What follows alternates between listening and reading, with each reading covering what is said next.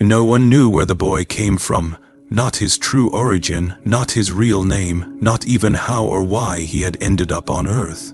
He arrived quietly under the guise of a routine interstellar exchange program, a diplomatic gesture between distant species meant to foster peace and unity in the galactic community. His humanoid appearance was flawless, eerily perfect. Too perfect, even the genetic scans returned optimal across all indices, triggering quiet concerns among Earth's top xenobiologists. Still, the political machinery demanded compliance, so they welcomed him. And when he was assigned to the Earth colonial fleet aboard the deep space survey vessel Andromeda Echo, he was placed under the personal supervision of Captain Zarrar. No one thought much of it. After all, he was just an exchange student. Just a guest. But Zarrar had always trusted instinct over data, and from the moment the boy stepped onto his ship, something inside him, something primal, had recoiled.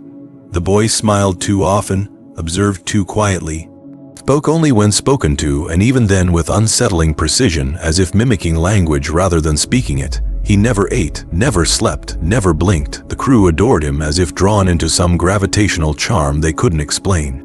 But Zarrar watched silently as unease metastasized into dread. On the 47th day of their mission, as the Andromeda Echo entered a starless void on the galactic fringe, things began to unravel. Zarrar didn't recognize the coordinates in the nav system. They weren't on any of their charts. When he asked the pilot how they got there, the man replied, "Following protocol, Captain," though no such orders had been issued. Systems flickered, long-range comms died, the stars, which had always been a constant, were gone, swallowed by a darkness that defied instruments and logic. The boy stood on the observation deck for hours, face pressed to the glass, whispering in a language that didn't belong to any known system. Zarrar ordered a full diagnostic, but the onboard AI failed, not crashed, failed. Its responses began to degrade into nonsensical patterns, then screams. Literal, digitized screams looping through the intercom before falling silent. The boy only smiled. The crew, once disciplined and resilient, became erratic. Some began speaking in tongues, others drew cryptic diagrams on their quarters' walls, spirals, eyes, teeth. One engineer removed his own tongue with a plasma scalpel, offering it to the boy who, without a word, took it and placed it into his own mouth before swallowing. Zarrar watched it all, powerless. He tried to confront the boy. The words came out hollow, meaningless, and he felt like a puppet whose strings had been replaced with cold wire. "Where are we?" he demanded. The boy simply replied, "Home." That night, the ship changed. The hull warped without external pressure. Corridors elongated. Some doors led back to the same room. Others opened into absolute nothingness. Pitch-black spaces that whispered to whoever peered inside. The gravity fluctuated, not in jolts, but in waves that made people nauseous, their bodies sinking as if reality were folding in on itself. Zarrar locked himself in the command module and tried to override the ship's path. The controls no longer responded, not even manually. The engines pulsed with something alive, not mechanical, but organic, breathing, moaning. Something had nested deep within the vessel, something vast and unseen. Then the dreams began. Each night Zarrar was plunged into visions, cyclopean cities adrift in space, filled with obelisks carved in writhing glyphs and screaming symbols, oceans of glass and bone, moons hollowed into thrones. He stood before a throne once, and seated upon it was the boy, but older, ancient, eyes wide with galaxies swirling inside them. "You do not comprehend your place," the boy had said. "You are not explorers, you are soil, rich, ripened soil." And Zarrar had awakened vomiting black ichor. He wasn't alone. The crew decayed, not in flesh but in mind. Personalities dissolved, memories flickered in and out. A lieutenant forgot her own name, and when told, clawed at her scalp, screaming, "It doesn't fit anymore." One man whispered, "The stars are teeth," until he bit off his own fingers. By the 60th day, only 7 crew members remained. Zarrar gathered them for a final attempt at regaining control. He proposed initiating the Omega Protocol self-destruction. The boy stood at the doorway, watching, emotionless.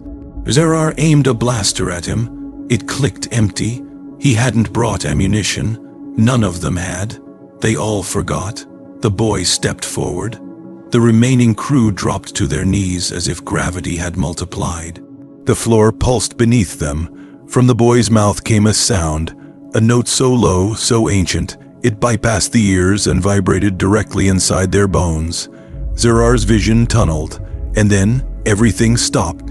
He awoke alone, the crew gone. The corridors of the Andromeda Echo had become cavernous and wet, lined with pulsating membranes that hummed with every step he took. The ship's name was gone from the hull, as if never etched. The stars returned, but unfamiliar, redder, angrier, wrong. Then he saw Earth, or something that looked like Earth. It was too perfect, suspiciously clean, as if rendered from memory rather than reality. The boy waited for him on the bridge. They accepted the offer, he said. They asked to know more, so I gave them what they asked: knowledge, purpose, understanding. Zarrar realized the boy had never been a student. He was a harbinger, a lens through which something larger looked into humanity, something that existed outside of time and comprehension. The exchange program was a lie. Earth had not exchanged a student. It had been selected for harvest, and now it was being studied not for diplomacy, but dissection. The boy reached towards Zarrar. His hand unfolded, literally unfolded, into a series of spiraling tendrils, each one etched with moving runes, each whispering questions in 1,000 forgotten languages. Do you still wish to know the truth? Zarrar said nothing, but his silence was taken as consent.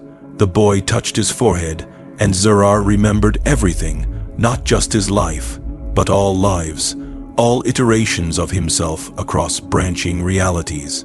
All versions where he made different choices, some were noble, some monstrous, all doomed. He remembered the origin of the boy's kind, beings born not from matter but from antith, odd, existing in the cracks between dimensions, feeding on curiosity like a fungus. They didn't invade, they infected minds, cultures, logic, and each time someone sought to understand them, they grew stronger. You were never meant to know, the boy said, and Zarrar fell into himself. He doesn't know how long he's been in this loop, waking up, repeating the mission, meeting the boy again and again, each time forgetting, only to remember at the end when it's too late, a punishment or a mercy. He sometimes sees Earth in his dreams, but he knows now it's not real. It never was. Earth may have been consumed ages ago, or it might never have existed outside of his memories. The boy is always there, watching, smiling, waiting for the next mind brave or foolish enough to seek the truth. The Andromeda Echo floats endlessly now, no longer a vessel but a shrine, a beacon to those who ask too many questions. If you're hearing this transmission, if by some horrific miracle this story has found its way to your ears, turn it off, forget it, burn the device, pray you never see the boy, pray you never step beyond the veil of stars thinking knowledge will save you. Because the truth is not salvation, the truth is hunger, the truth is teeth, and the boy was never just an exchange student. He was the door, he was the mouth, and now that you've listened, now that you've wondered, he sees you too. This is Captain Zarrar. If this reaches Earth, remember, do not try to find us. Do not try to understand. You will not like what you find. This haunting tale was brought to you by Dark Universe Files. Don't look into the void, it already looked into you.